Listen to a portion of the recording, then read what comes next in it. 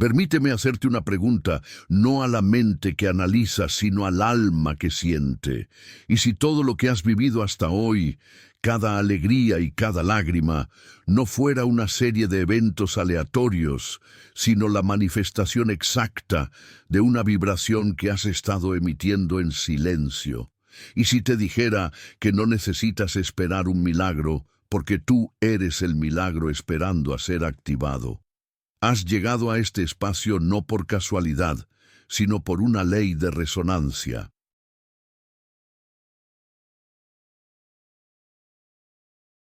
Una parte de ti, tu ser más profundo, está cansada de buscar respuestas afuera y está lista para recordar la verdad más incómoda y a la vez más liberadora. El poder de transformar tu realidad desde su raíz no está en los cielos ni en el destino. Reside en este preciso instante en tu propia conciencia. Este no es un audiolibro que te pide fe ciega. Es una guía de maestría espiritual que te invita a observar, a convertirte en un científico de tu propia vida. Aprenderás a decodificar el lenguaje del universo, a comprender las leyes metafísicas que gobiernan la creación y a usar tu mente y tu fe no como súplicas, sino como herramientas de poder soberano. No viniste a este mundo a ser un espectador de tu vida, viniste a ser su arquitecto.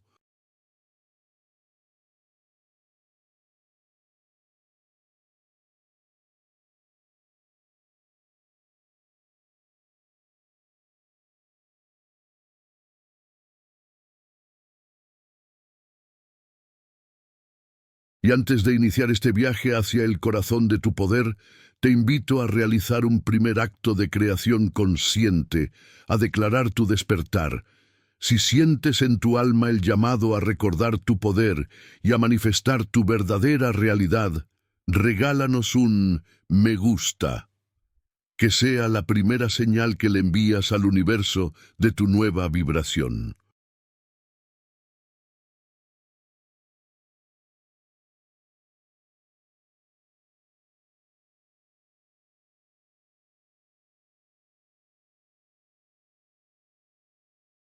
Suscríbete a este canal, tu santuario para la maestría espiritual y los secretos metafísicos, y activa las notificaciones para no perderte ninguna de las llaves de tu liberación. Y con la autoridad de quien se sabe creador, desciende a la sección de comentarios y declara tu poder. Escribe: hoy recuerdo mi poder y manifiesto mi verdad. O si prefieres, mi mente y mi fe son las herramientas de mi creación. Permite que tus palabras sean el primer decreto de tu nueva realidad. Ahora, respira profundo. Silencia el ruido del mundo exterior. Los capítulos que siguen no son meras palabras, son activaciones. Son los secretos metafísicos que te devolverán el poder que siempre fue tuyo. La maestría comienza ahora. Capítulo 1. El origen del engaño. Desde el alba de la conciencia, el ser humano ha levantado su mirada a los cielos y ha preguntado: ¿por qué?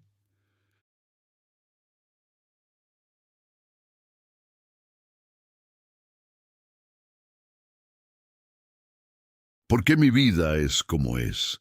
¿Por qué algunos parecen danzar bajo un sol perpetuo de bendiciones, mientras otros caminan descalzos sobre las espinas de la dificultad? ¿Por qué la fortuna sonríe a ciertos rostros y a otros les da la espalda con una indiferencia cruel? Esta pregunta, nacida del dolor y la confusión, ha sido el terreno fértil donde se sembró la semilla del más grande engaño. Se nos enseñó una historia.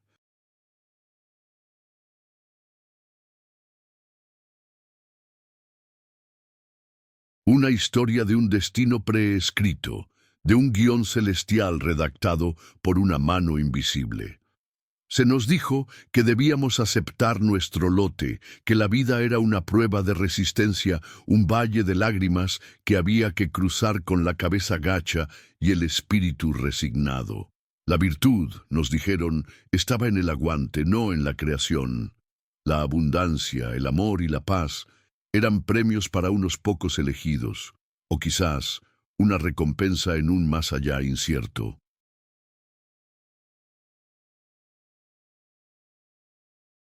Y esta narrativa, susurrada de padres a hijos, predicada desde los púlpitos y reforzada por las dificultades, se convirtió en el sistema operativo de la humanidad. Millones de almas aprendieron a vivir como actores secundarios en su propia película. Se convirtieron en expertos en reaccionar, en esperar, en suplicar.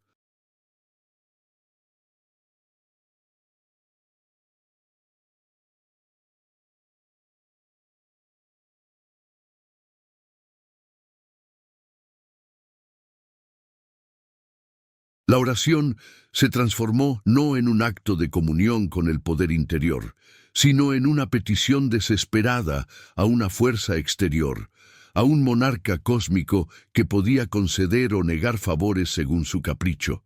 Y en el corazón de esta enseñanza latía una trampa sutil y devastadora, una trampa diseñada no para liberar, sino para subyugar.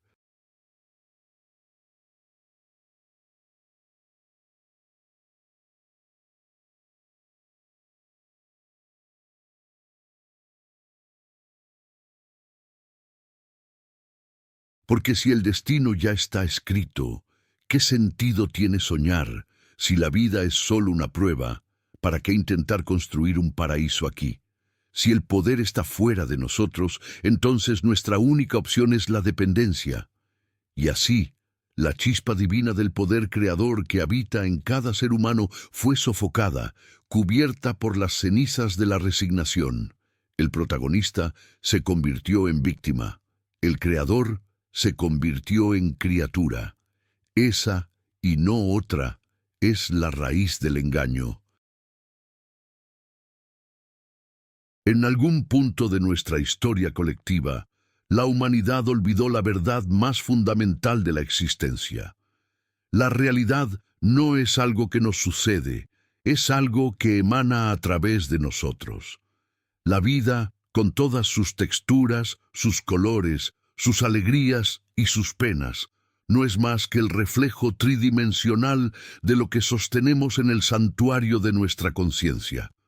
No lo que deseamos con la mente superficial, sino lo que creemos con la certeza del alma. El universo, lejos de ser un juez o un titiritero, es un espejo de una fidelidad impecable. No emite juicios morales. No entiende de culpas ni de merecimientos. No premia la virtud ni castiga el pecado en el sentido humano. Su única y sagrada función es reflejar. Refleja frecuencias, refleja vibraciones, refleja los pensamientos que, sostenidos con persistencia, se condensan en forma, refleja las emociones que, sentidas con intensidad, se traducen en experiencias. Y refleja las creencias que, arraigadas en lo profundo, moldean el camino que recorremos. La metafísica, esa ciencia del espíritu tan temida por quienes se benefician del engaño, nos devuelve esta verdad. Nos enseña que todo es mente, que el universo es una gran manifestación de la conciencia una, que no existe una verdadera separación entre lo interno y lo externo. Son dos caras de la misma moneda.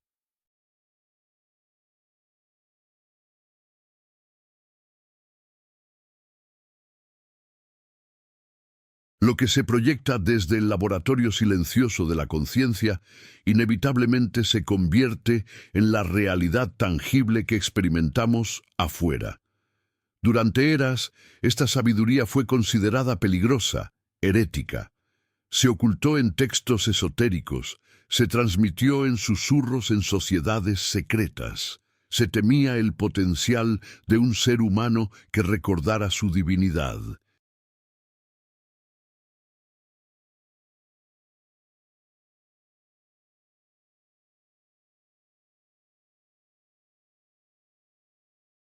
Un ser que descubriera que su mente no es una simple caja de almacenamiento de datos, sino un proyector holográfico, una herramienta capaz de dialogar con la energía primordial y de darle forma.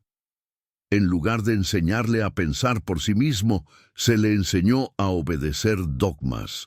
En lugar de invitarlo a explorar su poder interior, se le inculcó un miedo profundo al error, al juicio, al castigo.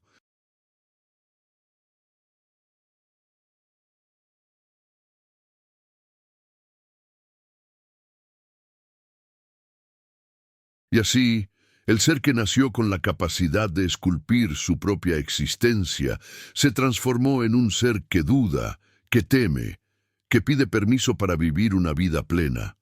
Pero incluso en la noche más oscura de este olvido, algunas almas sintieron una disonancia, una inquietud sagrada, una voz interior que les susurraba que la vida no podía ser solo sufrimiento, que la abundancia no podía ser un privilegio, sino un derecho de nacimiento, que el amor no tenía por qué ser una fuente de dolor, y que el destino, quizás, no era una sentencia grabada en piedra, sino una elección que se hacía en cada instante. La metafísica prohibida no es una filosofía para el intelecto, es una guía práctica para el despertar del alma. No se basa en la esperanza ciega, sino en la comprensión de las leyes universales. Es el mapa que nos muestra que todo lo que experimentamos es el resultado directo de lo que sostenemos con convicción en nuestro interior.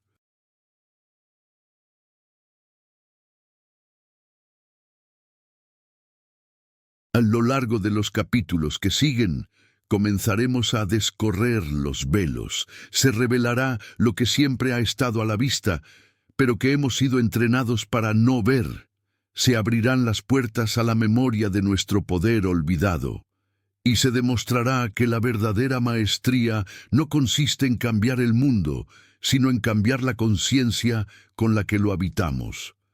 Porque cuando eso sucede, como por un acto de magia divina, todo lo demás cambia por sí solo. El engaño ha terminado. La era del recuerdo ha comenzado. Capítulo 2. El reflejo invisible. Lo que proyectas, sin darte cuenta. A veces, no es la vida la que te cierra las puertas. Es la sombra que proyectas la que bloquea la entrada. Existe un principio tan sutil como implacable. Cuando una experiencia se repite en tu vida una y otra vez, no es el universo conspirando en tu contra. No es mala suerte. Es un espejo.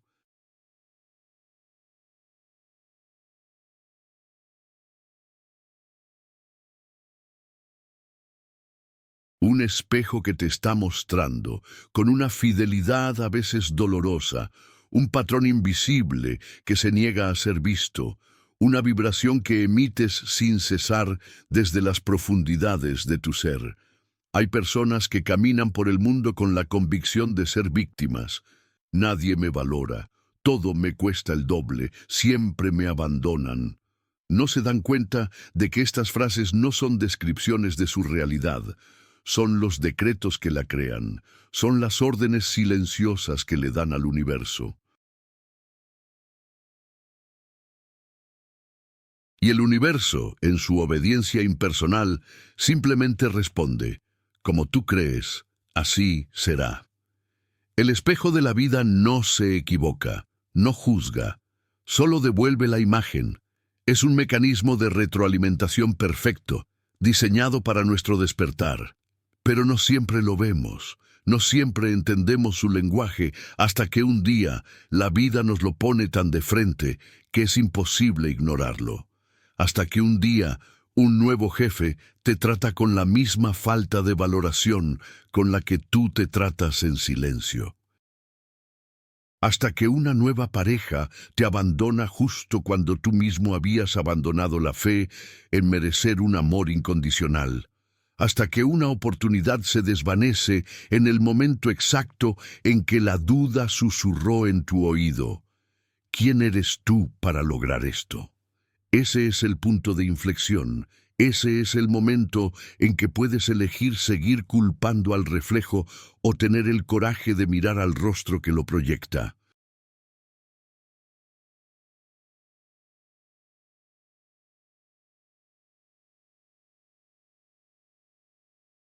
El principio fundamental de la maestría espiritual es este: el universo no responde a tus palabras vacías, responde a tu energía.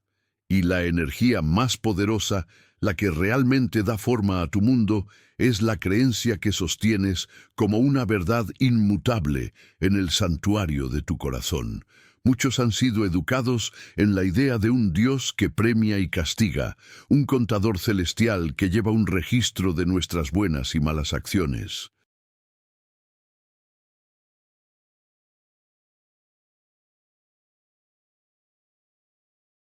Pero esta visión nace del miedo y de la necesidad de un control externo.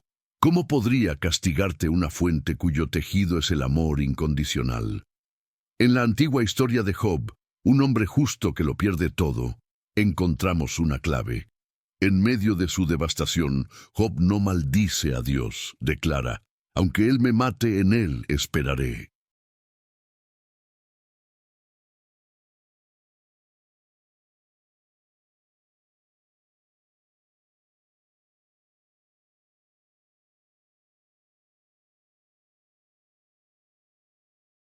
Job comprendió lo que muchos aún no ven. No se trataba de un castigo, sino de una prueba de fe, una purificación, una invitación a encontrar una certeza que no dependiera de las circunstancias externas. La vida no castiga, la vida refleja. Pero es más fácil, más cómodo para el ego, creer en la mala suerte, en el destino cruel, en la injusticia divina. Asignar la causa a algo externo nos exime de la responsabilidad de mirar hacia adentro.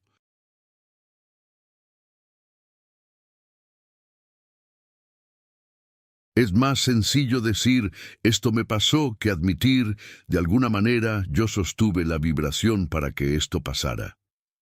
Imagina a una mujer, a la que llamaremos Elena, que a sus 40 años se siente invisible. En su trabajo, sus ideas son ignoradas. En sus relaciones, siente que nunca es la prioridad. Se sienta un día a conversar con un terapeuta o un guía espiritual, desesperada, sintiendo que el universo la ha olvidado.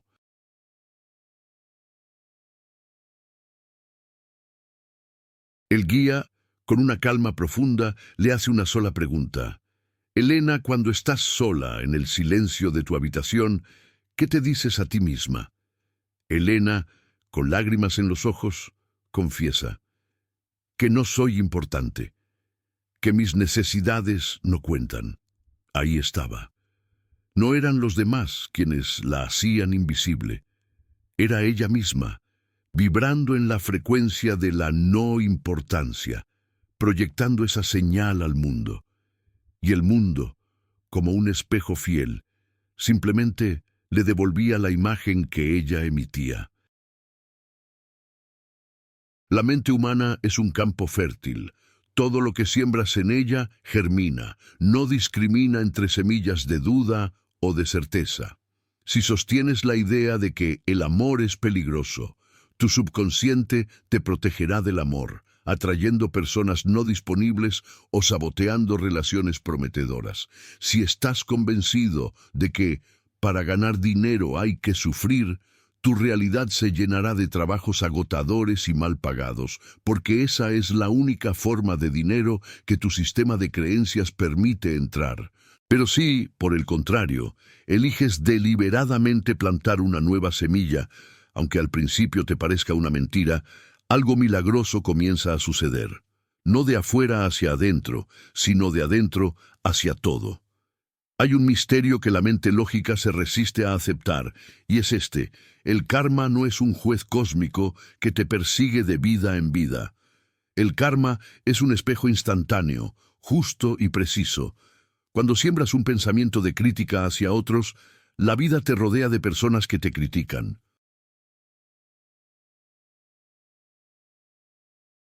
Cuando sientes envidia del éxito ajeno, bloqueas tu propio flujo de éxito. Cuando te quejas constantemente de tus problemas, inconscientemente buscas más problemas para tener de qué quejarte. La mayoría no se da cuenta de esto porque no son conscientes de lo que están sembrando. No saben que cada pensamiento es una semilla, que cada queja es un decreto, que cada afirmación resignada como "así es la vida" es una orden para que la vida siga siendo así. El problema nunca es lo que te pasa. El problema es lo que sostienes como cierto acerca de lo que te pasa. Imagina a otro hombre, llamémosle David, que camina por la calle murmurando: "Soy un fracaso, todo me sale mal". Un anciano sabio lo escucha y lo detiene. Le pregunta: "Joven, ¿dejarías que un extraño entrara a tu casa cada día a insultarte, a romper tus cosas y a decirte que no vales nada?". "Claro que no", responde David ofendido.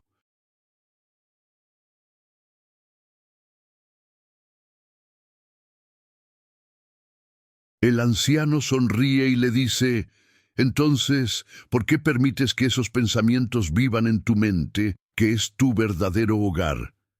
La mente crea, pero es el alma, el sentimiento profundo, lo que sostiene la creación. Y mientras sostengas dentro de ti una visión fragmentada de quién eres, el mundo será igualmente fragmentado contigo. Por eso, la próxima vez que algo en tu vida se repita, no lo maldigas, no lo tomes como una condena, tómalo como un mensaje sagrado.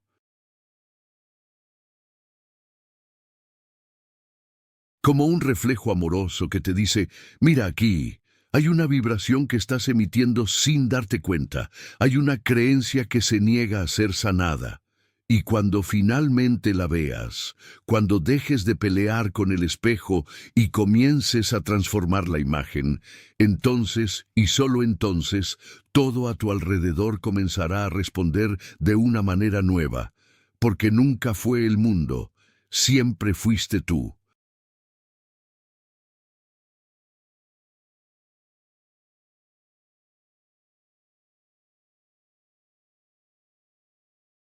Capítulo 3. El dinero no distingue entre santos y pecadores, solo sigue la vibración. Durante siglos hemos tejido una compleja red de mitos y moralidades en torno al dinero. Se nos ha dicho que es la recompensa a la virtud, el fruto del sacrificio, un bien que se concede a los justos y se niega a los malvados. Hemos aprendido a asociar la pobreza con una especie de nobleza espiritual y la riqueza con una posible corrupción del alma.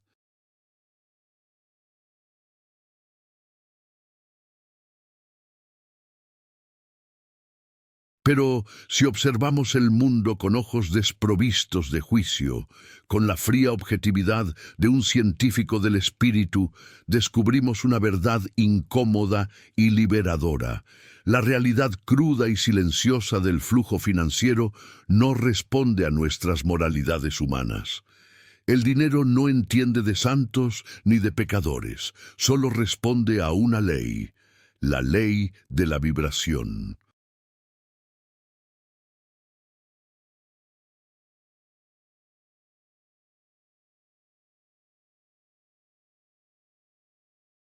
A lo largo de la historia, miles de almas devotas han dedicado su vida al trabajo incansable, a la honestidad intachable y al servicio desinteresado, y aún así han vivido y muerto en la más absoluta precariedad.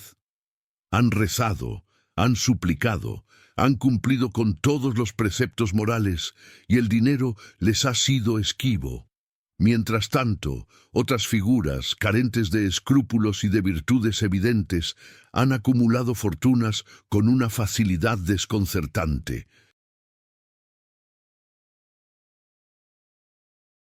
¿Es esto una prueba de la injusticia del universo? ¿Es una lotería cósmica? ¿O es, quizás, la manifestación de una ley que hemos malinterpretado por completo? Quien observa con atención descubre un patrón ineludible. Aquellos que, independientemente de su moralidad, tratan al dinero como un aliado, como una energía que fluye, como una herramienta que se usa con confianza, viven en un estado de abundancia.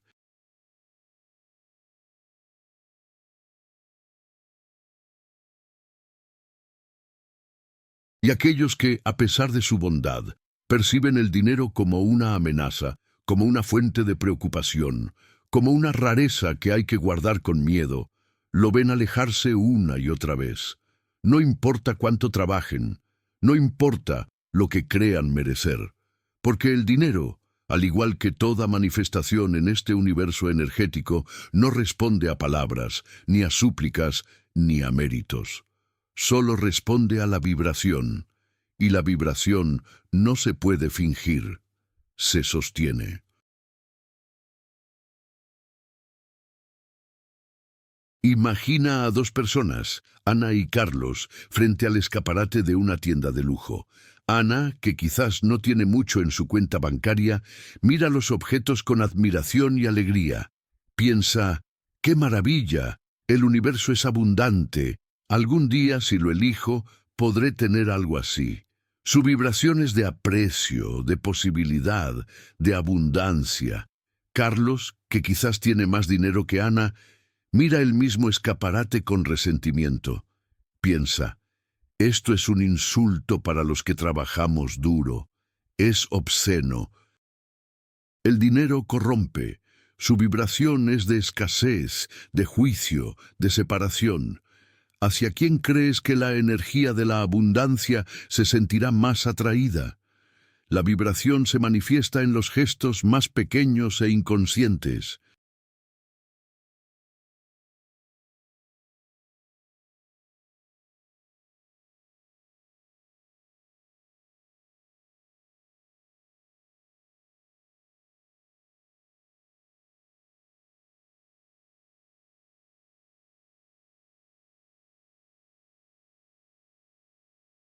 En la forma en que entregas una propina.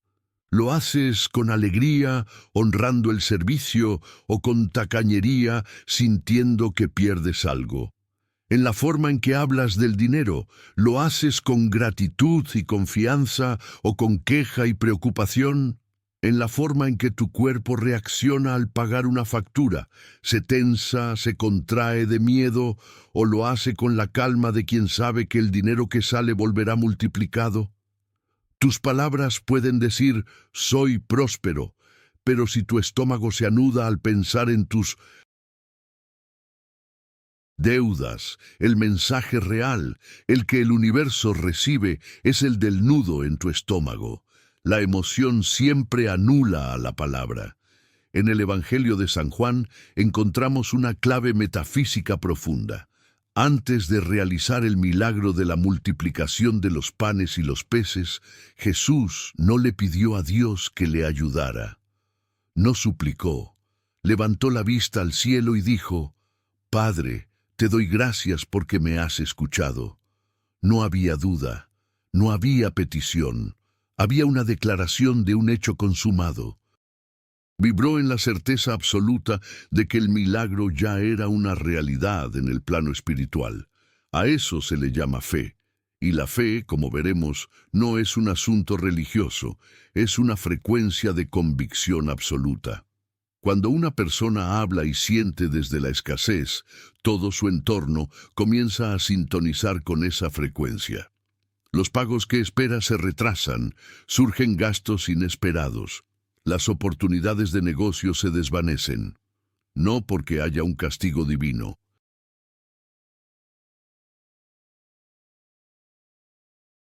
sino porque el universo, como un espejo neutro, está obligado por ley a reflejar la vibración que se le proyecta.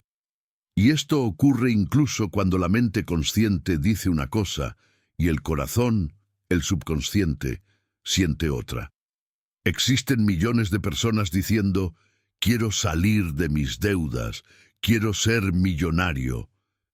Pero la vibración que emiten es la de la lucha, la de la angustia, la de la falta. Y eso es lo que el universo sostiene. Porque no responde a la palabra quiero, responde a la emoción que la acompaña. Imagina la historia no contada de un hombre de negocios, llamémosle Marcos, que después de una quiebra, en lugar de lamentarse, comenzó un nuevo ritual. Cada noche, antes de dormir, tomaba su cartera, aunque solo tuviera unas pocas monedas, y la sostenía en sus manos. Cerraba los ojos y sentía una profunda gratitud por ese dinero.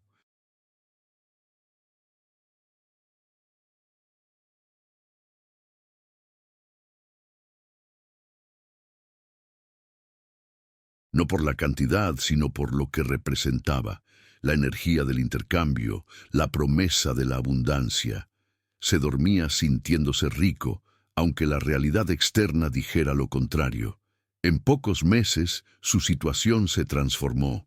Las ideas comenzaron a fluir, las personas adecuadas aparecieron, las oportunidades surgieron. No fue magia, fue física vibracional. Cambió su frecuencia, y el dinero, que solo sigue a la vibración, lo siguió a él. No se trata de pensar positivamente de forma forzada. Se trata de reconocer que el dinero es una energía que responde a tu estado interno. La mayoría hemos sido programados para relacionarnos con él desde el miedo, la culpa o el esfuerzo extremo, como si fuera un premio que solo se gana con sacrificio. Pero el universo no opera con premios ni castigos, solo responde al tono con el que le hablas, y ese tono se llama frecuencia. La fe del sembrador no está en las palabras que dice, sino en la confianza con la que lanza la semilla al campo. Y así como el campo devuelve según lo sembrado, la vida devuelve según lo vibrado. El dinero no distingue entre santos y pecadores, no entiende de moralidad, solo sigue la vibración, y quien cambia su frecuencia, cambia su historia financiera para siempre.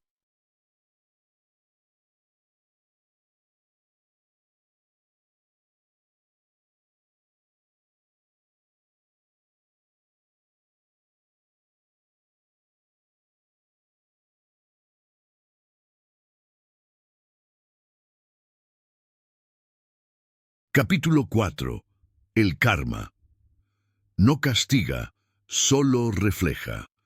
Durante generaciones la palabra karma ha sido pronunciada con un matiz de temor, como si se tratara de un juez cósmico, un contable divino, que anota cada una de nuestras acciones en un libro invisible para, tarde o temprano, devolvernos el pago con intereses.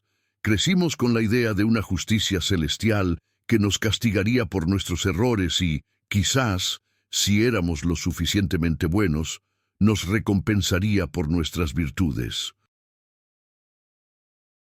Pero esta visión, aunque útil para mantener un cierto orden social, es una simplificación infantil de una ley universal mucho más profunda, impersonal y poderosa. La verdad es que el karma no castiga. El karma tampoco premia. El karma solo refleja. Imagina que estás en una habitación completamente oscura y la única fuente de luz es una linterna que sostienes en tu mano. Esa linterna es tu conciencia. Hacia donde apuntas la luz de tu conciencia, eso es lo que ves. Si apuntas la linterna hacia una pared llena de grietas y de humedad, esa será tu realidad. Si la giras y la apuntas hacia un cuadro hermoso, esa será tu realidad. La habitación no cambia. Lo que cambia es el foco de tu atención.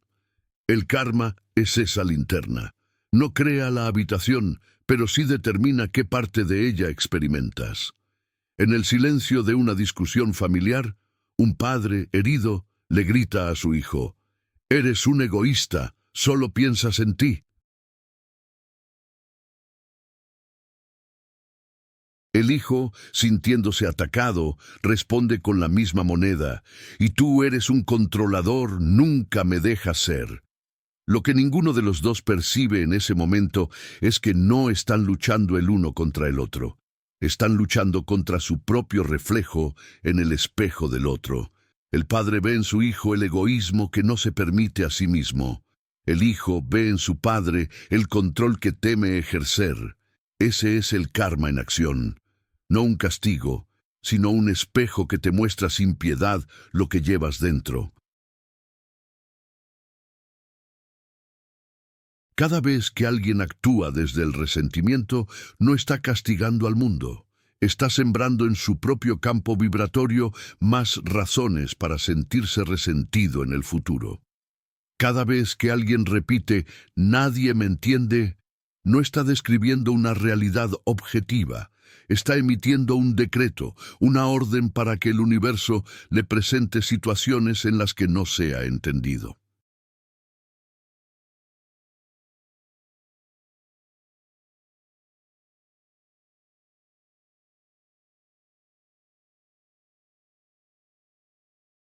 El universo, obediente, simplemente refleja lo que esa persona sostiene como su verdad, sin cuestionar si es justo o no, si lo merece o no. Porque el karma no juzga, solo refleja. Imagina a una mujer, a la que llamaremos Sofía, que carga durante años con la creencia de que no es lo suficientemente buena.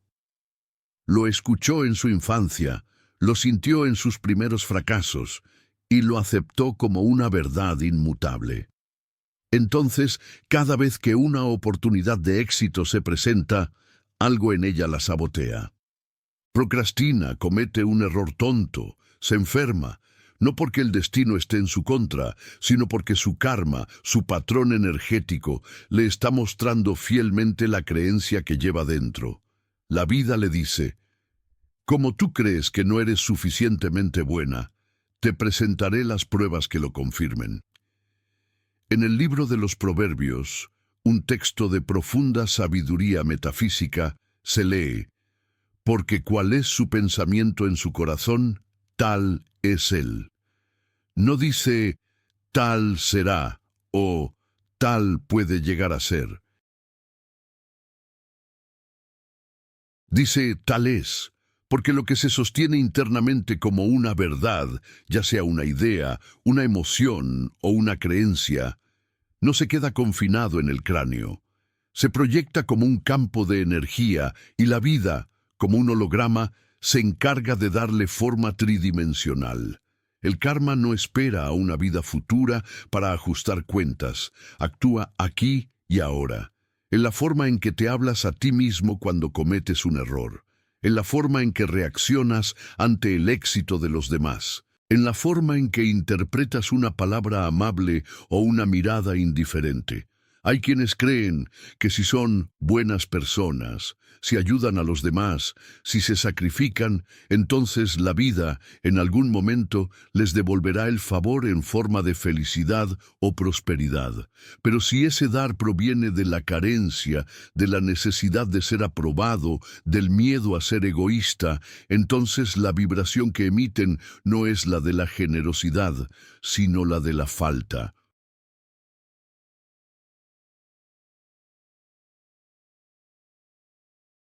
Y el universo, que responde a la vibración y no a la acción externa, refleja más falta. Así, quien da desde el vacío, recibe más vacío. Quien ama desde la necesidad, atrae relaciones que no llenan. Quien trabaja desde el sacrificio, vive agotado y sin reconocimiento. No por una injusticia cósmica, sino porque el karma es un espejo que no puede devolver una imagen que no se le está proyectando. Imagina a un hombre, llamémosle Javier, que camina por la vida con una coraza de desconfianza. Cree que todo el mundo quiere aprovecharse de él. Sospecha de las intenciones de sus socios, de la lealtad de sus amigos, de la sinceridad de una sonrisa. Y, como era de esperar, su vida es una sucesión de traiciones, decepciones y motivos para confirmar su visión del mundo. Pero no es el mundo el que lo traiciona, es su propia desconfianza, amplificada por el espejo del karma, la que le muestra exactamente lo que espera ver.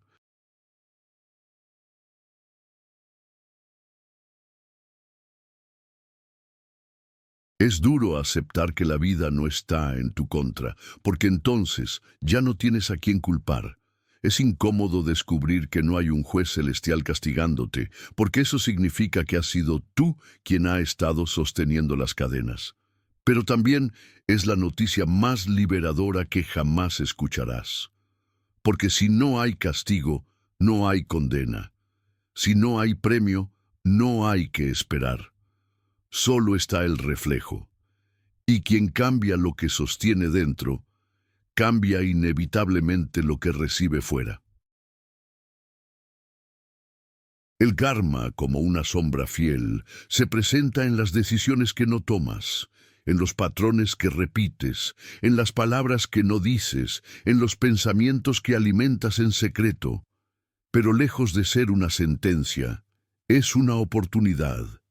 Es una señal de tráfico divina que te guía hacia tu propia transformación, y cuando aprendes a verlo con los ojos correctos, incluso el dolor deja de ser un enemigo y se convierte en un maestro.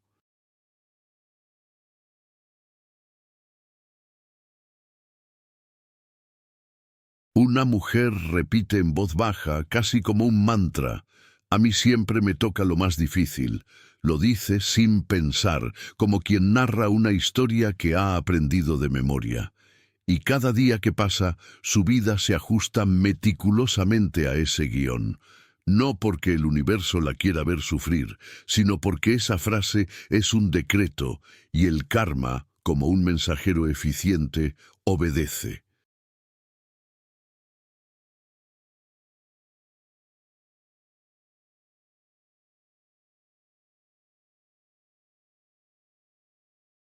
Pero si un día, cansada de su propia historia, esa mujer cambia el decreto y comienza a afirmar, con una fe incipiente pero real: a partir de ahora todo empieza a fluir con facilidad para mí, el karma también escucha. Y el espejo fielmente comienza a reflejar una nueva imagen. El karma es la ley del reflejo. No responde a la moral, ni a las buenas intenciones, ni a lo que crees merecer. Responde a lo que vibras, a lo que crees profundamente, a lo que sostienes sin dudar. Y esa es en realidad la mejor de las noticias, porque si no te gusta el reflejo, no hace falta esperar otra vida, ni rogar por una intervención divina. Solo hace falta tener el coraje de mirar hacia adentro y cambiar la imagen que estás proyectando. Capítulo 5. El dinero no es recompensa ni castigo. Durante siglos se nos ha enseñado a mirar el dinero con una mezcla de reverencia, temor y desconfianza. Algunos lo ven como la bendición suprema, el signo del favor divino. Otros como una fuente de corrupción, la raíz de todos los males. Está quien lo persigue como si en él estuviera la salvación eterna, y quien lo desprecia como si fuera un obstáculo para la espiritualidad. Pero pocos, muy pocos, han comprendido su verdadera naturaleza. El dinero no juzga, no premia a los buenos ni castiga a los malos. Tampoco llega por merecimiento moral. El dinero, como una corriente de agua, simplemente responde a la ley de la física vibracional. Imagina a una mujer, llamémosla Isabel, que trabaja de sol a sol. Es responsable, honesta, amable y se sacrifica por su familia. Sin embargo, el dinero apenas le alcanza para cubrir sus gastos. Vive en una constante preocupación. Al otro lado de la ciudad vive un hombre, llamémosle Ricardo, que parece no esforzarse demasiado. disfruta de la vida, toma riesgos y sin embargo vive rodeado de lujos y oportunidades.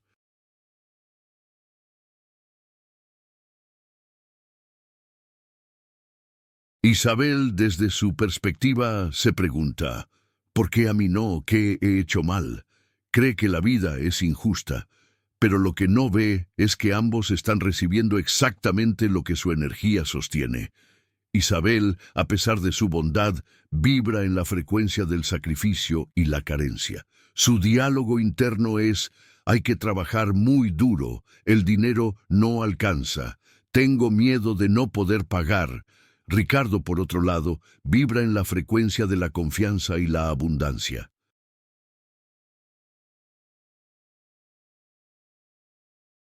Su diálogo interno es, el dinero es una herramienta para disfrutar, siempre hay más de donde vino. Confío en mi capacidad para generar. El dinero no entiende de sus personalidades, entiende de sus vibraciones. En la parábola de los talentos, Jesús narra cómo un hombre entrega diferentes cantidades de dinero a 3 siervos. 2 de ellos invierten y multiplican sus talentos. El tercero, por miedo, esconde su talento bajo tierra.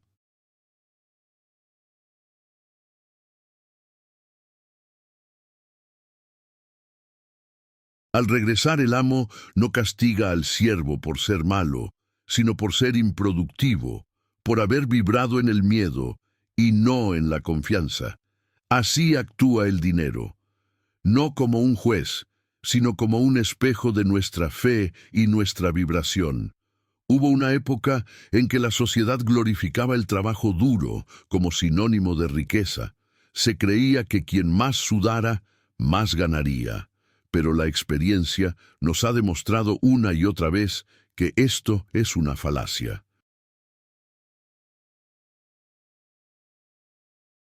Hay personas que realizan trabajos físicamente agotadores por salarios mínimos y apenas logran sobrevivir.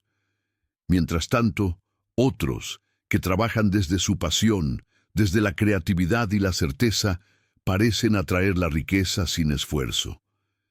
No es que el mundo sea injusto, es que la ley es exacta. El dinero no sabe cuántas horas has trabajado, no sabe si has sido bueno o malo, lo único que percibe es tu estado interno.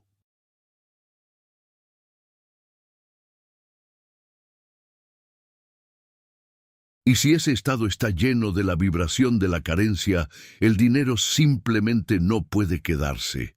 Imagina a un joven, llamémosle Daniel, que se repite constantemente que el dinero es difícil de conseguir, que siempre se va rápido. No importa cuánto gane, no importa cuánto ahorre. Cada vez que acumula una pequeña suma, aparece un gasto inesperado, una avería en el coche, una enfermedad, una factura imprevista. No es mala suerte, es un patrón.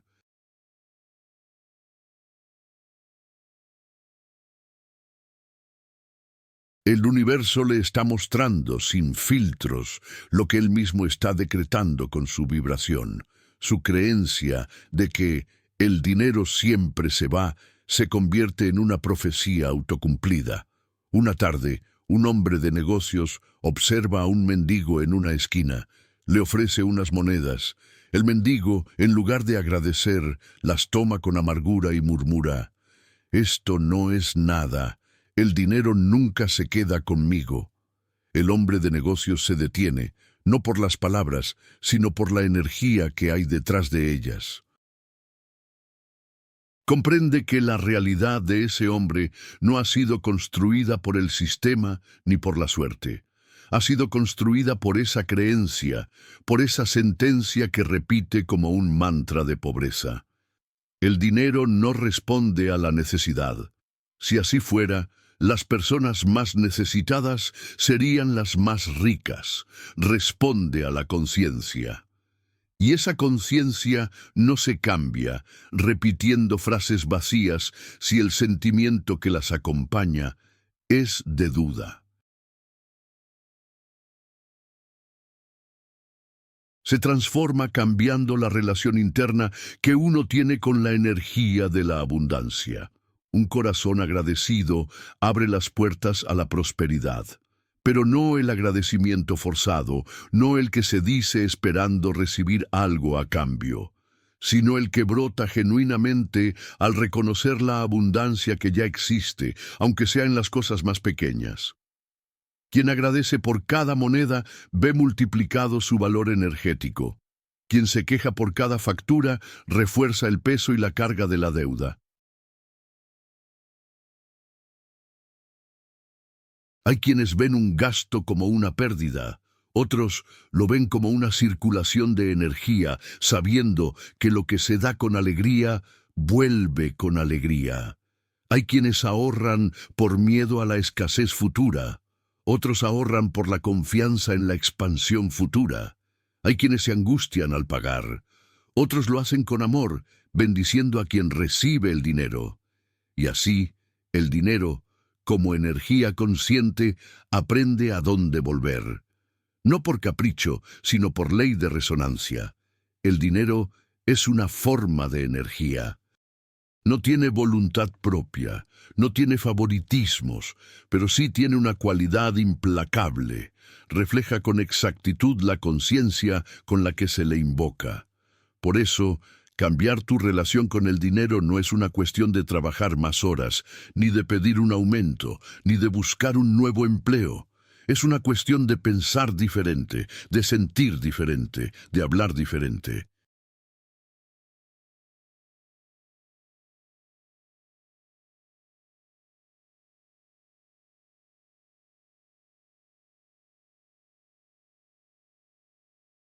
El profeta Isaías, en un pasaje de gran profundidad metafísica, pone en boca de Dios las siguientes palabras. Vuestras palabras contra mí han sido violentas, dice Jehová, y dijisteis, ¿qué hemos hablado contra ti? Habéis dicho, por demás es servir a Dios, y que anduviésemos afligidos. En otras palabras, habéis hablado desde la queja, desde la angustia, desde la vibración de la aflicción. Y eso es lo que habéis recibido. Lo mismo ocurre con el dinero. Lo alejamos cuando lo maldecimos. Lo bloqueamos cuando lo tememos. Lo limitamos cuando lo vemos como un enemigo. Quien quiere ver al dinero como un aliado, debe primero aliarse consigo mismo, confiar en que lo merece, sentirse cómodo con su presencia y dejar de repetir las frases que lo repelen. El dinero no castiga, no llega por rezos, no responde a las súplicas, solo llega a quien vibra en sintonía con él. Y esa sintonía no se crea esperando, se elige.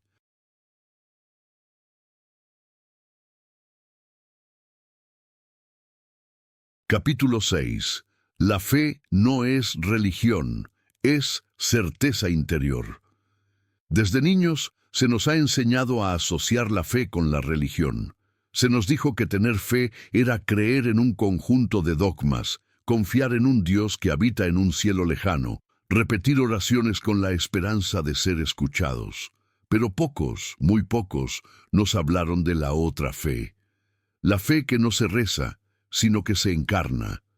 La fe que no se proclama con palabras, sino que se vibra con cada célula del cuerpo. La fe real, la fe que mueve montañas, no es un dogma, no necesita templos ni intermediarios, es una frecuencia silenciosa pero todopoderosa. Es una certeza interior que transforma la realidad desde su raíz. En algún rincón olvidado del mundo, una madre acuesta a su hijo. No sabe qué le dará de cenar mañana. Su despensa está vacía, pero mientras lo arropa, le sonríe con una ternura infinita. Algo dentro de ella, una calma inexplicable, le dice que todo va a estar bien. No tiene pruebas externas, no tiene promesas. Tiene una sola cosa, una certeza interior inquebrantable. Eso es fe. La ciencia la podría llamar convicción. La física cuántica, el colapso de la función de onda por un observador consciente. El alma simplemente lo sabe. No es una cuestión de religión, es una ley universal que trasciende credos y culturas. Observa a un niño que aprende a caminar. Se pone de pie por primera vez. Sus pequeñas piernas tiemblan, pero en su mente no hay duda. No se compara con otros niños. No imagina el fracaso, simplemente da un paso y otro, porque en su conciencia la posibilidad de no lograrlo ni siquiera existe. Esa es la fe original, la fe pura con la que todos llegamos a este mundo antes de que nos enseñaran a dudar. La fe es energía que colapsa la incertidumbre, es la fuerza que declara ya es, antes de que los sentidos físicos puedan percibirlo.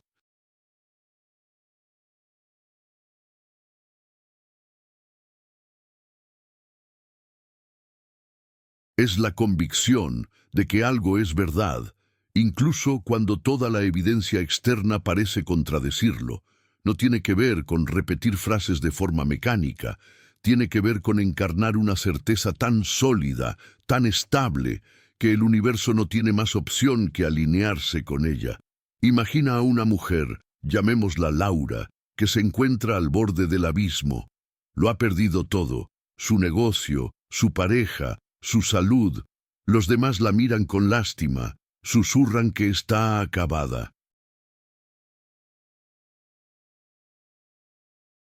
Pero dentro de ella, en el silencio de su alma, una pequeña llama sigue encendida. No sabe cómo, no sabe cuándo, pero sabe, con una certeza que desafía toda lógica, que va a salir de esa situación. No lo espera, lo afirma, lo sostiene, lo siente en cada átomo de su ser. Esa llama interior es la fe verdadera.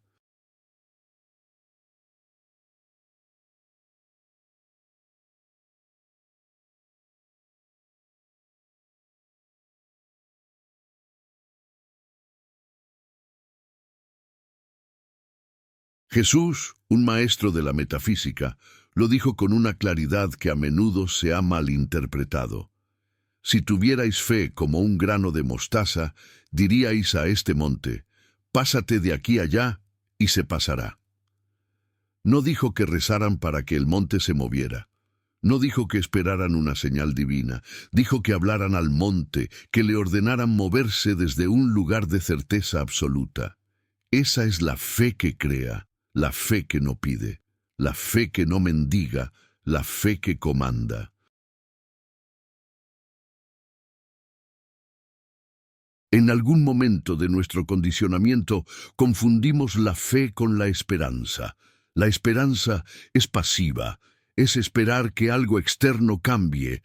La fe es activa, es saber que el cambio ya ha ocurrido en el plano interior y que la manifestación externa es solo cuestión de tiempo. La esperanza depende del futuro. La fe vive en el ahora eterno.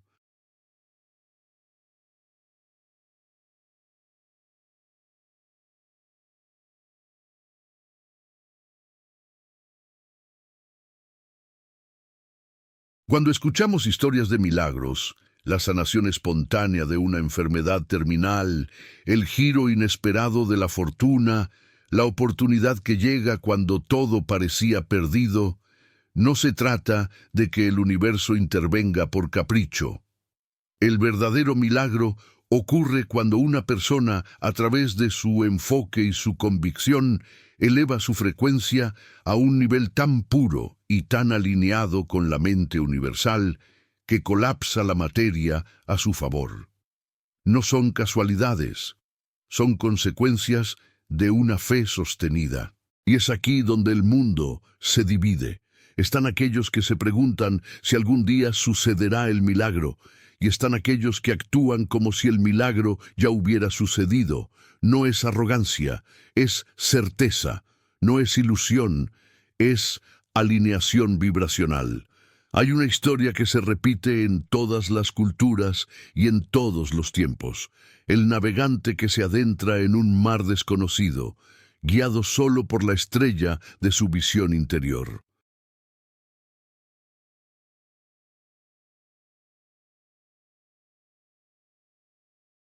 El artista que crea una obra maestra, sabiendo que es un canal para algo más grande que él. La sanadora que ve la salud perfecta en el cuerpo enfermo, antes de que los síntomas físicos comiencen a desaparecer. Lo que los une no es la lógica, es la fe que brota del alma como un río subterráneo, invisible pero incontenible. La mayoría de la gente reza con las palabras, pero duda con el corazón. Dicen que creen, pero vibran en la frecuencia de la incertidumbre.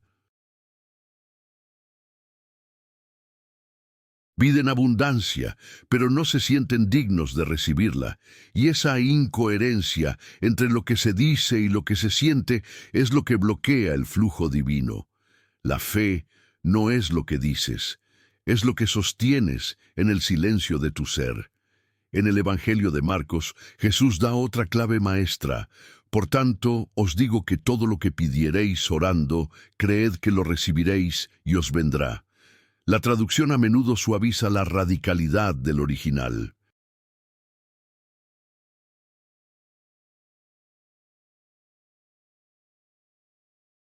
Una traducción más precisa sería, creed que ya lo habéis recibido.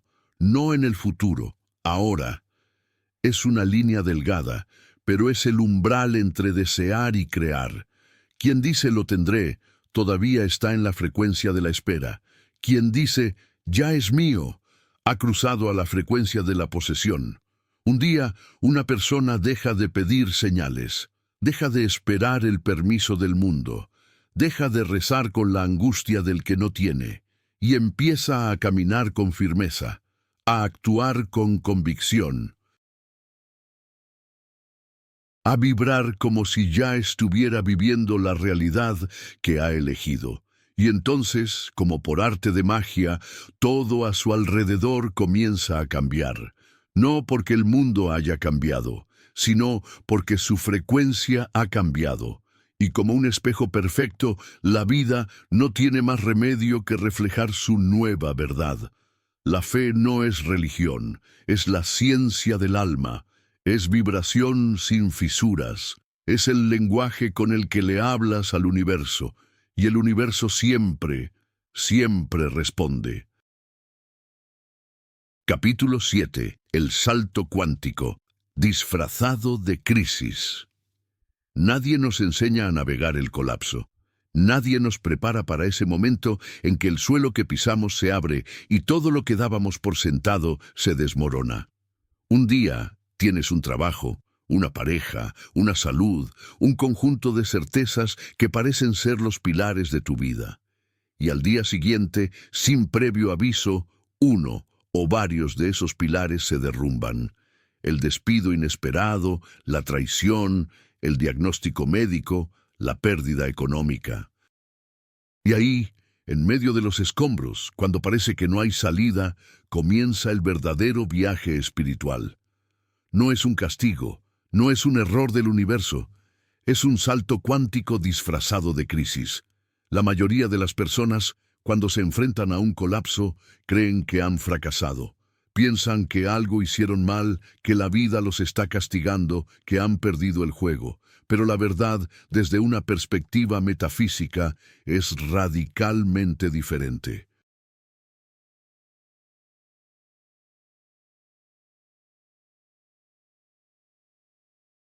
Nada en el universo se destruye sin un propósito. Nada se rompe si no es para dar paso a algo más grande. Y ninguna estructura se derrumba si no es porque ya se había vuelto demasiado pequeña para contener la expansión de tu alma. Las crisis no llegan para castigarte, llegan para liberarte.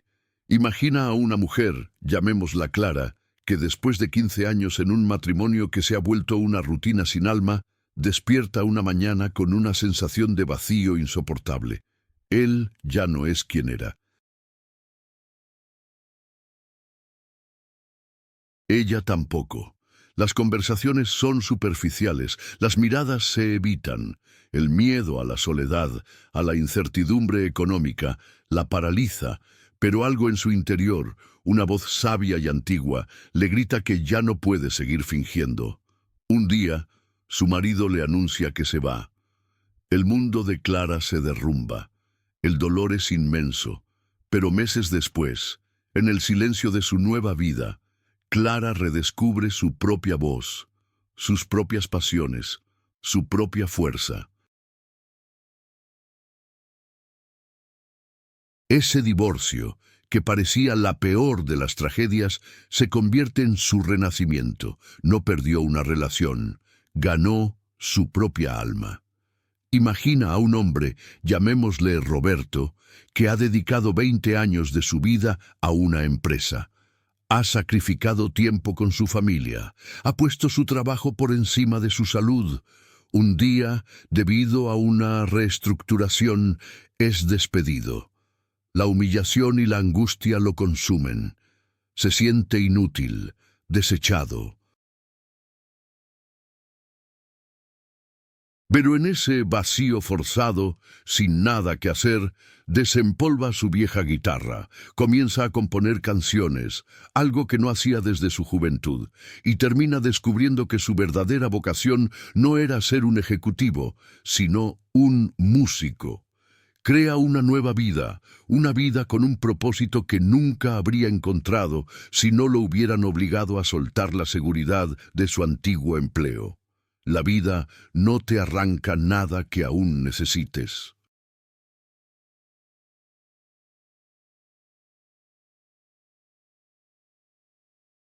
Solo despeja el camino para que dejes de sostener lo que ya no vibra contigo, lo que tu alma ya ha superado. Pero hay una trampa en el proceso, una trampa muy peligrosa. Es confundir el colapso con una condena. Cuando algo se rompe, nuestro primer instinto, programado por el miedo, es intentar reconstruirlo exactamente como era. Nos aferramos a los restos, intentamos revivir lo que ya ha muerto.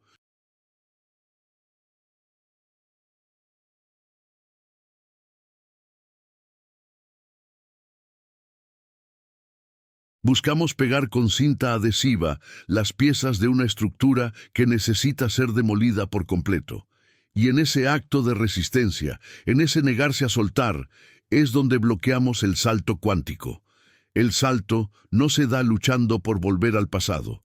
Se da rindiéndose al presente, se da confiando en el caos, se da entregándote al vacío con la fe absoluta de que ese caos está reordenando tu vida de una manera que tu mente lógica aún no puede comprender.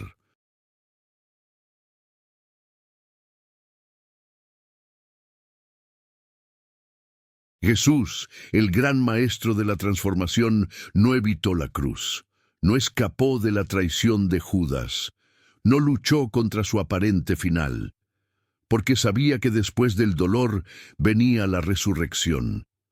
Sabía que el fin de una forma era sólo el preludio del nacimiento de una conciencia superior.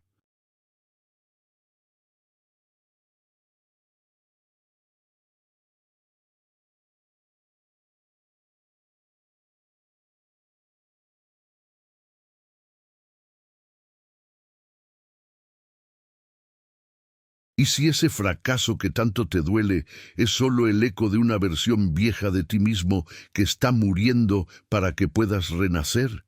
¿Y si ese dolor no vino a destruirte, sino a empujarte hacia una expansión que nunca te habrías atrevido a elegir por ti mismo? Muchos se quedan atrapados en las ruinas, intentan sostener relaciones rotas, trabajos sin alma, identidades que ya no les pertenecen, y ahí es donde se estancan.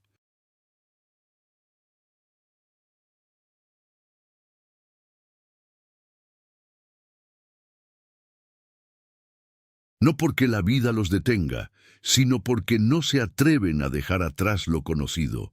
La zona de confort, incluso cuando es dolorosa, nos resulta familiar. Una vez, un discípulo le dijo a su maestro Zen: «Maestro, siento que todo en mi vida se está cayendo a pedazos». El maestro lo miró con una serenidad imperturbable y respondió: «¿Y quién te dijo que eso era algo malo? Tal vez por fin todo se está acomodando en su lugar correcto».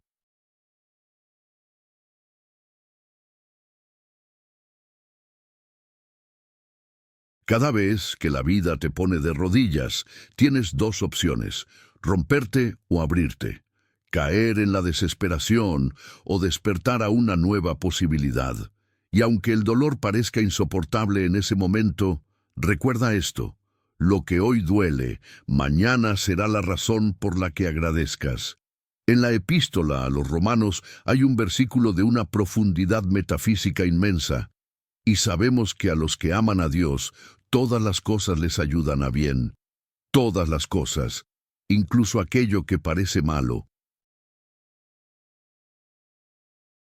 Incluso la pérdida, el caos, la ruptura, todo, absolutamente todo, se acomoda para el bien de aquel que confía en el proceso, de aquel que sabe que hay una inteligencia amorosa orquestando el universo. La oruga, encerrada en su crisálida, no sabe que va a volar. Solo sabe que su mundo se ha deshecho, que está envuelta en oscuridad, que ya no reconoce la forma que tenía. Es un proceso de disolución total.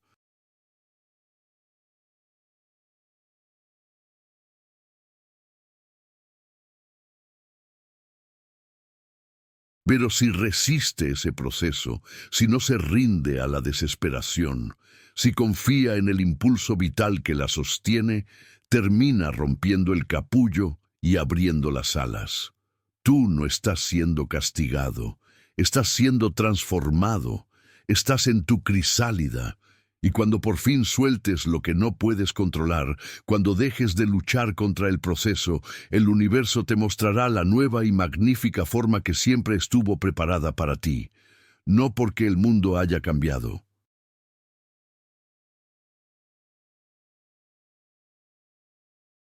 sino porque tú, finalmente, te habrás atrevido a volar.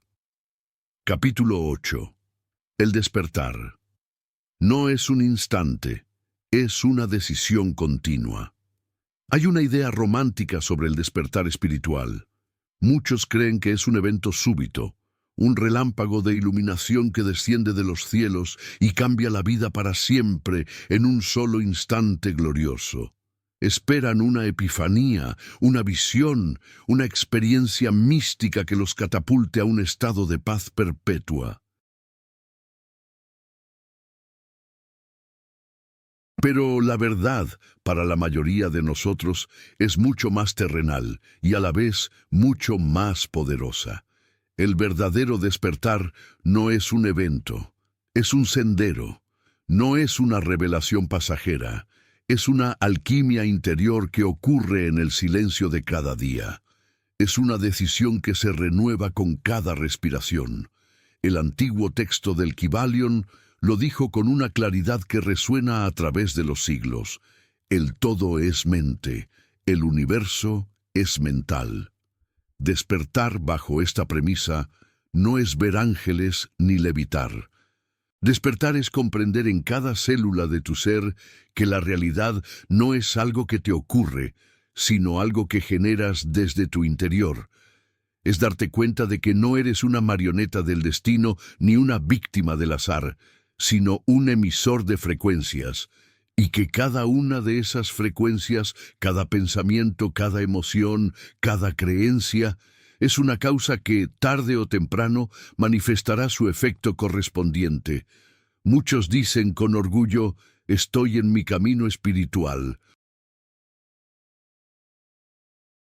Pero el verdadero despertar se mide no por las palabras, sino por la práctica.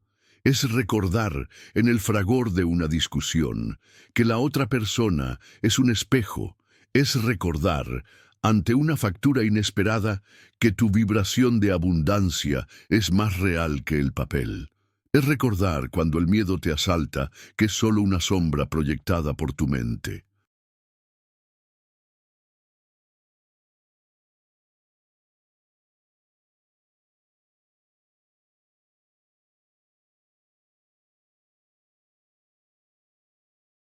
El verdadero despertar es recordar que tú eres el alquimista y que tu mundo exterior solo refleja los elementos que estás combinando en tu laboratorio interior: pensamientos, emociones, creencias, palabras.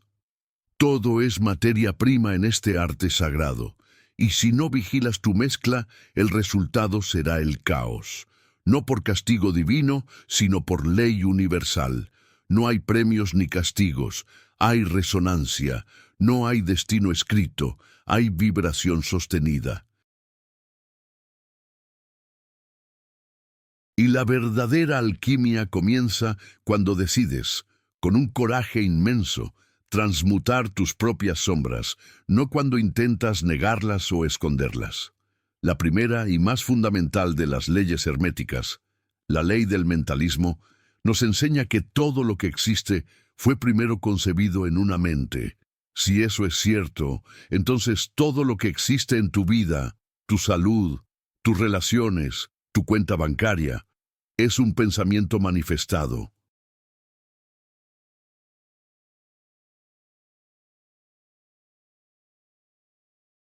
¿Qué estás pensando?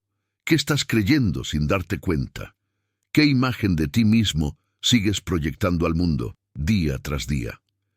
Imagina a una mujer, llamémosla Marta, que durante años vivió culpando a su mala suerte en el amor.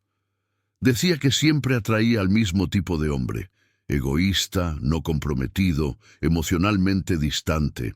Se quejaba con sus amigas, iba a terapia, leía libros de autoayuda, pero un día, cansada de repetir la misma historia con diferentes rostros, hizo algo radical. Se sentó en silencio frente a un espejo y en lugar de buscar defectos en su físico, se preguntó: ¿qué parte de mí vibra en la frecuencia del abandono? ¿Qué creencia en mí atrae a hombres que no pueden verme? Y en ese silencio lo comprendió. No era el mundo el que estaba en su contra, era ella misma, sosteniendo una creencia infantil de no ser digna de un amor completo, la que estaba atrayendo a hombres que reflejaban esa herida. Su despertar no fue una visión celestial. Fue el acto humilde y doloroso de asumir su propia creación. Así comienza la alquimia. No cuando enciendes velas e incienso, sino cuando enciendes la luz de tu propia conciencia en los rincones oscuros de tu mente. El Kybalion lo resume en otra de sus leyes inmutables. Como es adentro, es afuera.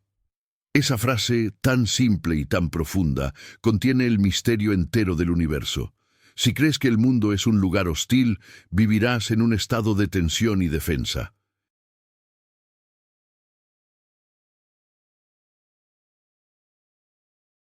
Si crees que el amor verdadero es escaso, verás traiciones y desilusiones por todas partes. Si crees que el dinero es difícil de conseguir, sudarás cada moneda. Pero si decides, aunque al principio no tengas pruebas, vibrar como si ya fueras abundante, amado y libre, el mundo no tendrá más opción que remodelarse para reflejar tu nueva convicción. Esa es la alquimia espiritual. No se trata de transformar el plomo físico en oro.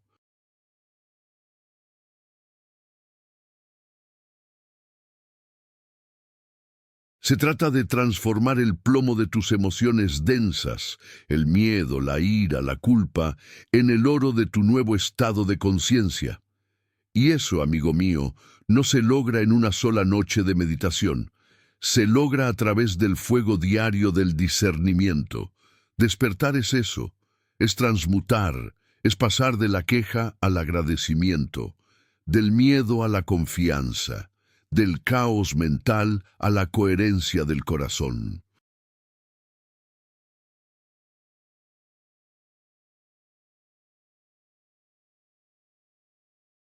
Es dejar de reaccionar como un autómata a los estímulos del mundo y empezar a crear tu respuesta desde un lugar de poder y de paz. El verdadero despertar no se mide por la cantidad de libros espirituales que has leído, ni por los rituales que practicas, ni siquiera por las horas que pasas meditando. Se mide por tu capacidad de observar tu propia sombra sin juzgarte. Se mide por tu decisión, momento a momento, de no responder con la vieja programación del miedo.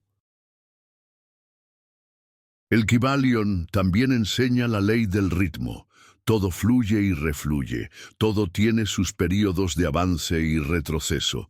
Así que sí, habrá días en los que sientas que retrocedes, días en los que parezca que vuelves a dormir. No te castigues. Cada ciclo tiene su propósito. Cada aparente recaída es una nueva oportunidad para observarte con más profundidad. Incluso los grandes alquimistas quemaban sus experimentos, pero sabían que cada error revelaba una fórmula más precisa. Así también tú, no estás fallando si tropiezas. Fallas solo si decides quedarte en la inconsciencia. Jesús dijo, «Conoceréis la verdad, y la verdad os hará libres». Pero esa verdad no está escrita en un libro externo. Está escrita en los códigos de tus pensamientos ocultos y en las cicatrices de tu corazón. Y tu libertad comienza cuando te atreves a leerlos con una sinceridad brutal y una compasión infinita. Muchos quieren despertar, pero no todos están dispuestos a pagar el precio. Porque el precio del despertar es soltar tus excusas favoritas. Es dejar de pedir señales y comenzar a ser la señal. Es abandonar la cómoda identidad de la víctima para habitar la incómoda responsabilidad del creador. Así como Hermes Trismegisto enseñaba que el universo es una mente viva, tú también eres una mente viva que da forma al universo que habita. No hay separación, no hay una interferencia divina que decida por ti. Solo estás tú y la frecuencia que eliges sostener en este instante. Y en el siguiente, y en el siguiente. El despertar no es una meta, es la forma más alta de disciplina espiritual. Es recordar, día tras día, que el universo entero se mueve dentro de ti y que cada momento es una oportunidad para crear, para transmutar y para evolucionar. No lo hagas por miedo al infierno o por alcanzar un cielo. Hazlo porque ya has entendido que no hay otra forma de vivir con verdad.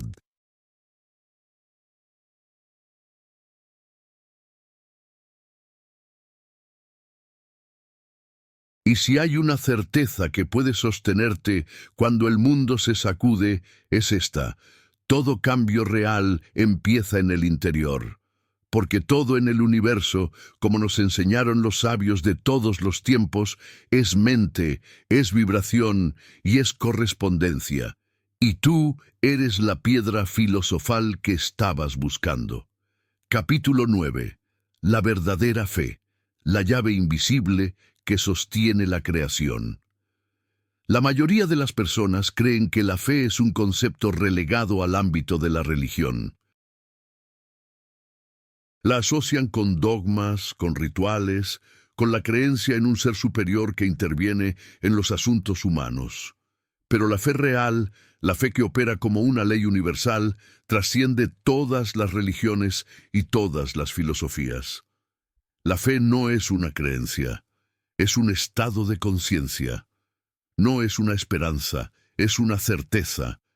Es la llave invisible que sostiene toda la creación.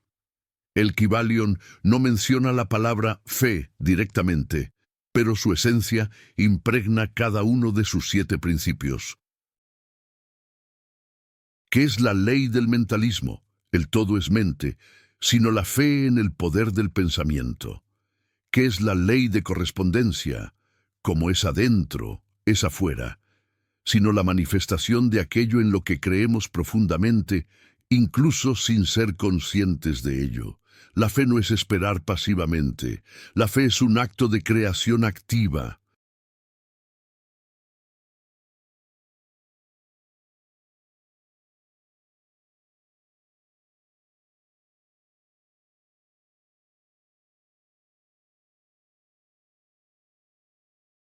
Es mirar una realidad adversa, una enfermedad, una deuda, una soledad, y no dudar ni por un instante de la verdad de la salud, la abundancia y el amor que ya existen como potencial en tu interior. Es caminar sobre el agua, no porque esperes que el agua se solidifique, sino porque sabes que tu certeza es más sólida que el agua. Es sembrar una semilla en un campo aparentemente estéril y regarla cada día con la convicción absoluta de que algo crecerá, aunque tus ojos físicos aún no vean nada. Jesús, un maestro de esta ley, lo enseñó con una claridad que a menudo hemos olvidado. Si tuvierais fe como un grano de mostaza, diríais a esta montaña, muévete, y se movería. Analicemos la profundidad de esta afirmación. No dijo que se necesitara una fe gigantesca, perfecta, la fe de un santo. Dijo que bastaba con una fe diminuta, como un grano de mostaza, pero auténtica, una certeza sin fisuras, y con esa mínima pero pura convicción, lo imposible se vuelve posible. Pero, ¿dónde nace esa certeza? Nace en las profundidades de la mente, en ese lugar donde las creencias no son frases bonitas que repetimos, sino las raíces que sostienen nuestra identidad. Y aquí reside la gran paradoja. La mayoría de las personas sí tienen fe, pero la tienen mal dirigida. Tienen una fe inquebrantable en sus miedos. Tienen una fe absoluta en sus limitaciones. Tienen una fe ciega en que no pueden, en que no merecen, en que las cosas saldrán mal. Y eso también es fe. Y el universo, que es imparcial, responde a esa fe con la misma fidelidad. Lo que sostienes como inevitable, eso es lo que estás creando. La ley del ritmo, otra de las grandes verdades del Kybalion, nos enseña que todo tiene sus ciclos, su flujo y su reflujo, y es precisamente en el reflujo, cuando la marea de la vida parece retirarse, cuando todo parece ir en contra, donde la verdadera fe se prueba. Es fácil tener fe cuando el sol brilla y el viento sopla a favor. Lo difícil, lo que separa al iniciado del neófito, es sostener la fe cuando la noche es oscura y la tormenta arrecia. Ahí es donde comienza la verdadera alquimia, porque el oro del espíritu solo se revela en el fuego de la incertidumbre. Imagina a un hombre, llamémosle Samuel, que lo ha perdido todo. Su negocio, su casa, la confianza de su familia. Camina con la cabeza baja, repitiendo que la vida le ha dado la espalda.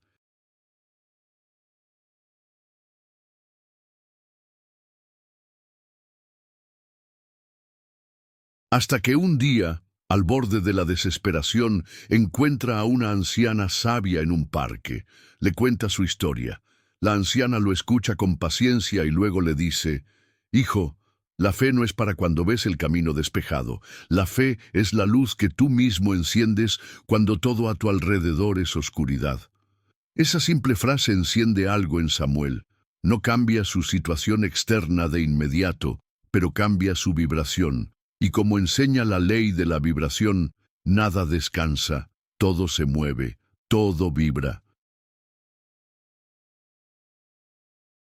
Al cambiar su vibración interna de la desesperación a una incipiente certeza, su mundo, poco a poco, comienza a reordenarse. Porque ya no es el mismo hombre. Ha sembrado certeza donde antes había desolación. La fe, bien entendida, no es una idea, es un estado de conciencia, y el universo responde a estados, no a palabras. ¿Has notado cómo hay personas que, a pesar de tener todo en su contra, logran salir adelante? No es suerte.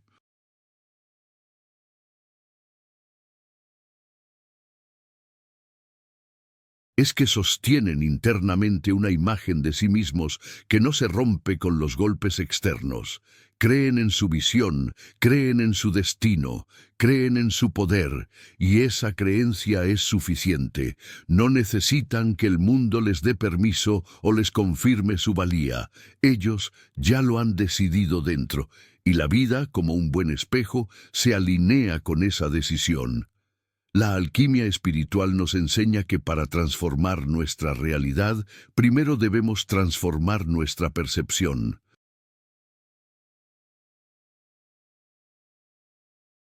Pero eso solo es posible si nuestra fe no vacila, si aún con los ojos cerrados podemos ver lo que queremos crear como si ya fuera real.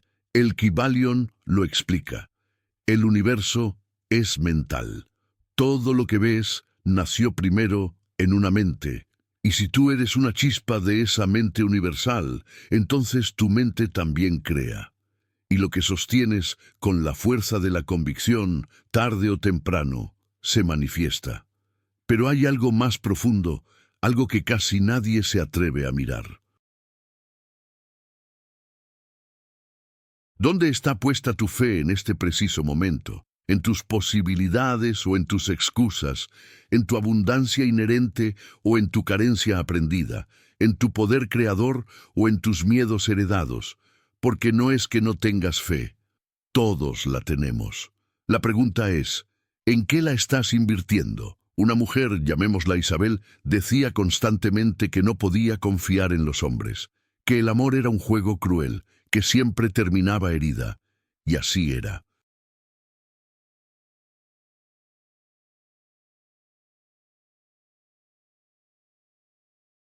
No porque el universo la castigara, sino porque su fe estaba puesta en la herida, no en la posibilidad de la sanación.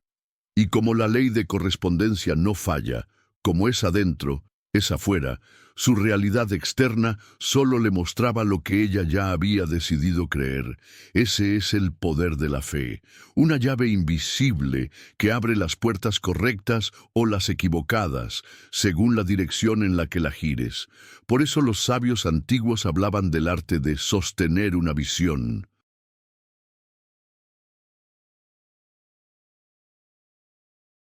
Porque sabían que el universo no se doblega ante deseos volátiles, sino ante vibraciones firmes, y que una mente convencida puede más que 1000 plegarias desesperadas. Pedir es dudar, declarar es fe, esperar es dudar, actuar desde la certeza es fe. No mires al cielo buscando tu fe. Enciende el cielo en tu interior, y cuando esa fe se alinee con las leyes universales, cuando se convierta en tu forma de habitar el mundo, entonces todo se transforma, porque ya no caminas esperando señales. Te conviertes tú en la señal. Esa es la fe de los alquimistas, esa es la fe de los que despiertan. Capítulo 10. El verdadero poder del verbo. Decretar es crear. En el principio era el verbo, y el verbo era con Dios, y el verbo era Dios. Estas palabras que abren el Evangelio de Juan son quizás una de las afirmaciones metafísicas más profundas y menos comprendidas de la historia. No se trata de una metáfora poética, es la descripción literal de una ley de la creación.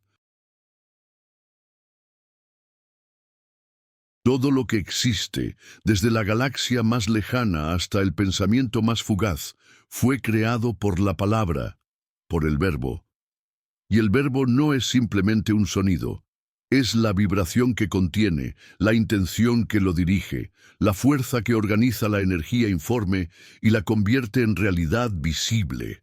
Los sabios del hermetismo, los autores del Kybalion, conocían este secreto.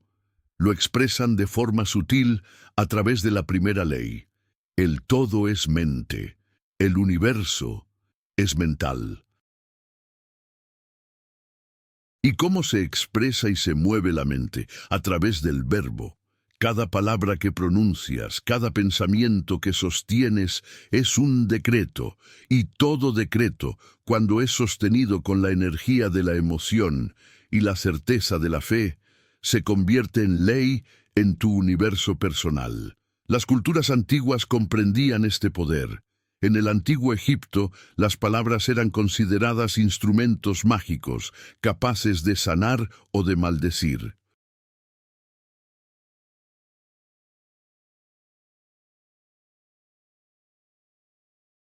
En la tradición de la Cábala se enseña que cada letra del alfabeto hebreo es una vibración sagrada que participa en la construcción de las realidades. Y en la alquimia, el verbo es el fuego secreto que transmuta el plomo del pensamiento inconsciente en el oro de la manifestación consciente. Por eso, cuando una persona dice casi de forma automática, siempre me pasa lo mismo, está lanzando un hechizo sobre sí misma, creando un ciclo eterno de repetición.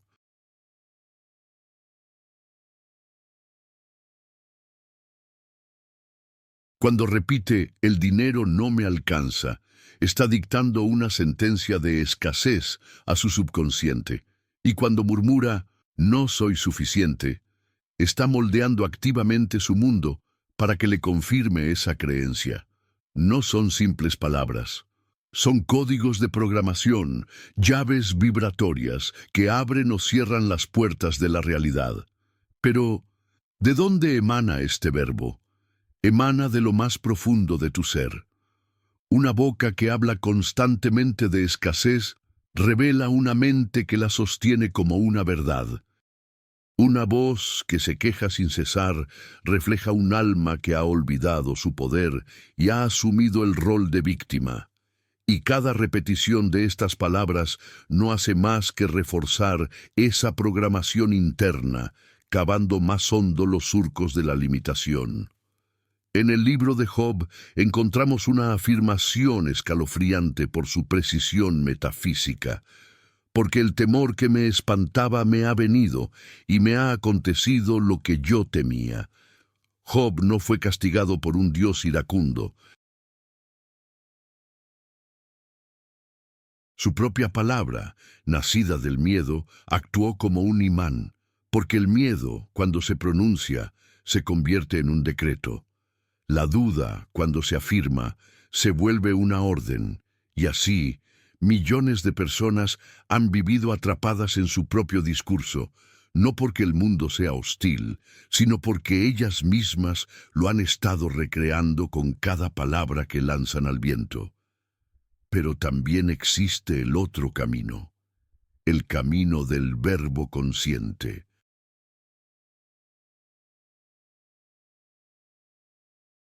El camino del alquimista que no habla por hablar, sino que declara desde una frecuencia elevada.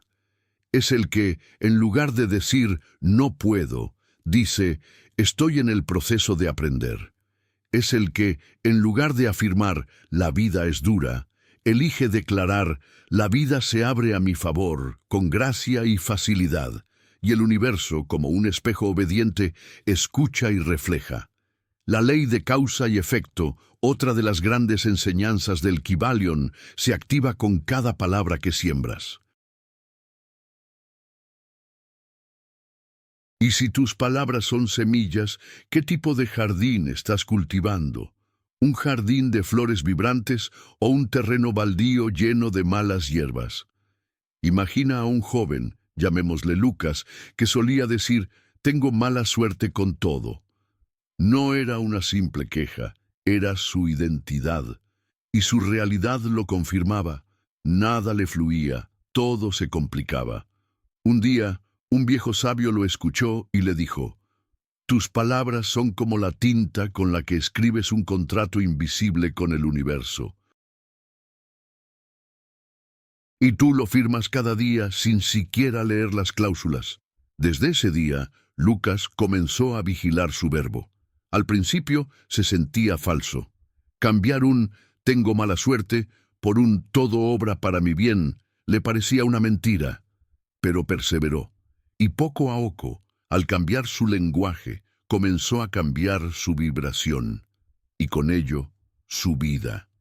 No se trata de repetir afirmaciones vacías como un loro, se trata de sentir el verbo, de que cada palabra que pronuncies tenga su raíz en tu conciencia. De que tu lengua no sea una traidora que repita lo que no quieres vivir.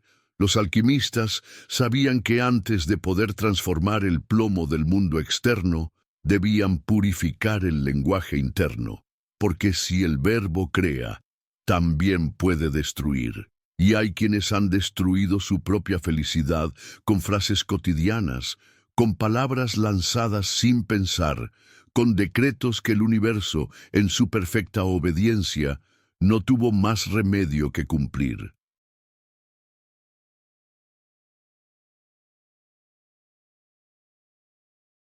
Jesús lo dijo de otra manera. No lo que entra en la boca contamina al hombre, mas lo que sale de la boca, esto contamina al hombre. Porque lo que sale de tu boca revela tu mundo interior. Y ese mundo interior es el plano maestro que el universo toma para construir tu realidad. Ahora tómate un momento y piensa.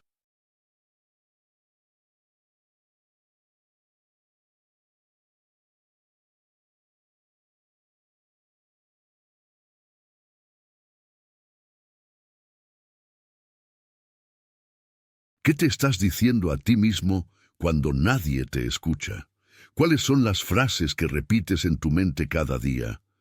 ¿Te hablas como alguien que se ama y se respeta o como alguien que se desprecia y se limita?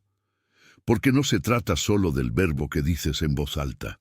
Se trata sobre todo del verbo silencioso, ese que murmuras cuando las cosas no salen como esperabas, ese que se activa automáticamente cuando te miras al espejo, ese que refuerza tu programación más profunda sin que te des cuenta. Si quieres cambiar tu vida, el primer paso no es hacer más, es hablar distinto, es hablar mejor. El Kybalion enseña que todo vibra, y el verbo es vibración pura. El tono de tu voz, la intención que le pones, la emoción que lo acompaña, todo eso crea una frecuencia. Y el universo, que es un vasto campo vibracional, responde a esa frecuencia. No responde a tus deseos, no responde a tus súplicas, responde a lo que realmente emanas a través de tu palabra.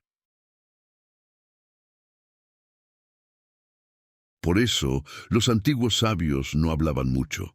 Medían sus palabras, las honraban, las cuidaban como quien cuida un fuego sagrado.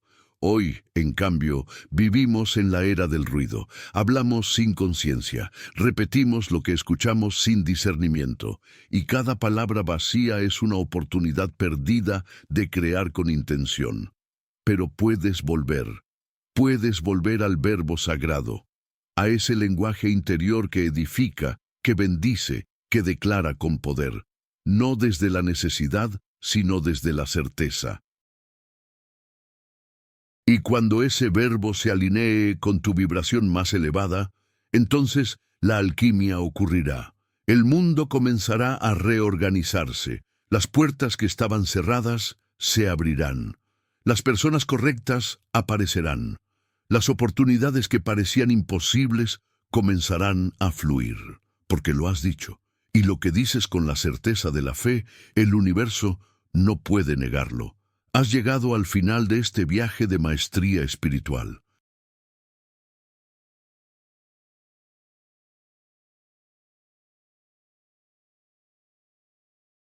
Has recordado que no eres una víctima del destino, sino el arquitecto de tu realidad. Has desvelado los secretos metafísicos que te devuelven el poder, que tu mente es el proyector, que tu fe es la certeza que materializa y que tu palabra es el decreto que crea. Ya no hay excusas, ya no hay a quien culpar. El poder siempre ha estado y siempre estará dentro de ti. Las leyes del universo no están en tu contra, están esperando tus órdenes.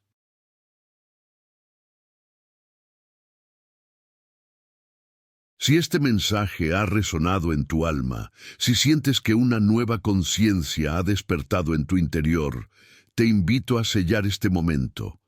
Este no es el final, es el comienzo de tu vida como creador consciente. Si estás listo para asumir tu poder y manifestar la vida que por derecho divino te corresponde, honra esta decisión con un me gusta. Que sea tu afirmación de que has entendido el mensaje.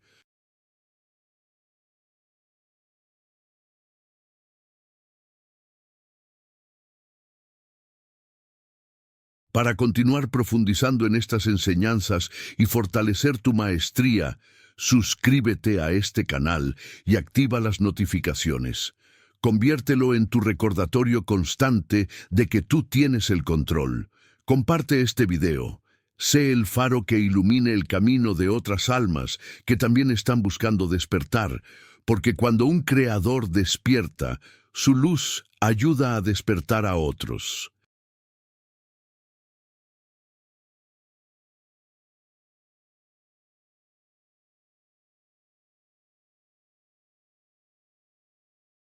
Y como un decreto final, como la primera palabra de tu nueva realidad, desciende a la sección de comentarios y declara con todo el poder de tu ser: mi conciencia crea mi realidad.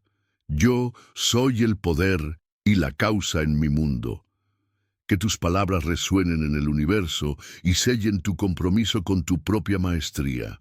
Recuerda, el universo no te da lo que pides, te da lo que eres. Ve ahora y sé el milagro que has estado esperando.